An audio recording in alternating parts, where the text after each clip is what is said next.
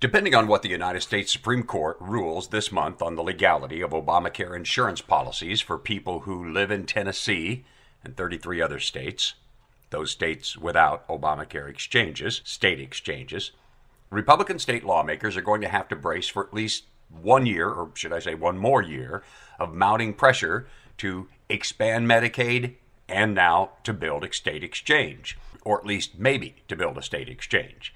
Democrat lawmakers and major state media have unleashed a persistent campaign to smear Republican lawmakers as hypocrites for accepting state-subsidized health insurance as part of their compensation package, while opposing the new entitlement for the working poor and those in the middle or lower middle income brackets, those who qualify for either the expanded Medicaid or Obamacare subsidies. The Miami Herald is the latest major newspaper to join this campaign. Under a headline in Friday's edition, Florida lawmakers, most of whom oppose Medicaid expansion, benefit from generous tax-subsidized health insurance. The storyline is the same as the one the Tennessean has been pushing against Tennessee lawmakers for months now. It reads, and I quote, "One of the chief arguments Florida House Republicans made Friday when they rejected the Senate plan to help 600,000 working poor get health insurance is that it would create a taxpayer-funded entitlement and would be hard to repeal.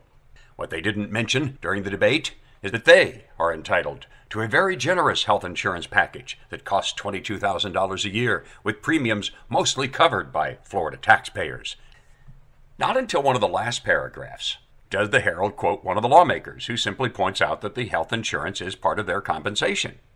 He doesn't go nearly far enough, I don't think, in making that point that compensation is not the same as an entitlement, especially a means-tested entitlement such as Medicaid. He leaves that obvious point for the newspaper to make, which, of course, it doesn't. Representative Jason Brodeur, an opponent of Medicaid expansion, answered, "That's an employee's decision. That's part of the compensation package of that portion of your benefits." The Miami Herald is obviously hoping readers won't think about it enough to recognize the glaring difference between compensation and a means-tested entitlement, especially if they don't read the whole story, and the reporters strongly suggest from the headline to the lead and throughout the story, or at least most of it, that the two are equivalent. It's the whole point of the story, and it's a completely baseless point. Then, of course, the Herald found a sympathetic victim of the reluctant Republicans, and she must be an authority on fairness because she's sick and she can't afford insurance. Katie Huddleston, a student at Florida International University School of Law, gathered 13,000 signatures on petitions to show public support for expanding Medicaid to include people like her. She told the Herald, "What they, the lawmakers, have is certainly a privilege." No, it's not. It's part of their pay. Perhaps lawmakers don't earn their pay, but that's another subject, irrelevant to any sensible deliberation over whether to create another new entitlement or expand an existing one to cover more people. It's not the job of the state legislature, or the federal government for that matter, to use one employer's, in this case the taxpayers', money to make up for other employers' allegedly insufficient wages. That is not the fault of or the responsibility of the taxpayer, even if it's true.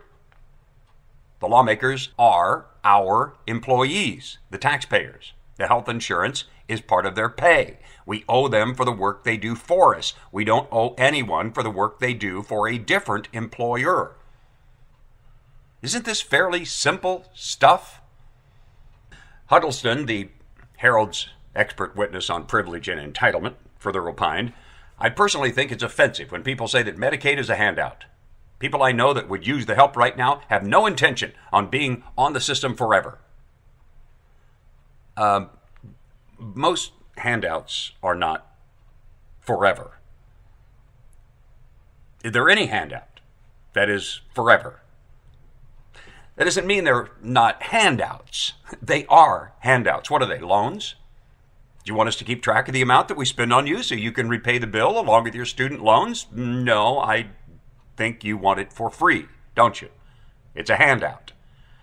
That handout, hand up cliche is just that, a cliche and a trick. They're the same thing.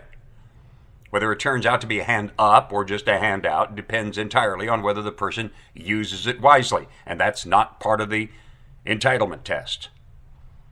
We could pay lawmakers more and tell them to buy their own health insurance.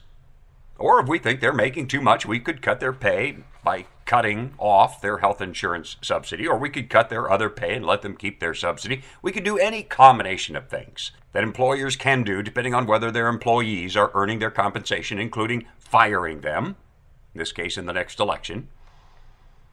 I don't think our state lawmakers are being overpaid for the work they should be doing, but I'm open to the argument if someone was to make it. Just not in the discussion of expanding Medicaid or keeping Obamacare subsidies. Whether they're earning their pay has nothing to do with whether they should expand the huge means-tested entitlement, the handout called Medicaid, to include hundreds of thousands or millions more people. It's unfortunate that Republican state lawmakers are largely letting the Tennessean, the Miami Herald, and the Democrat lawmakers in their states make this meritless charge of hypocrisy.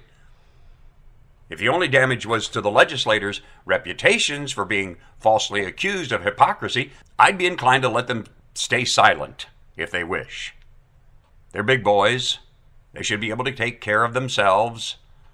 But the charge will sway public opinion if it's not decisively rebutted by the defendant.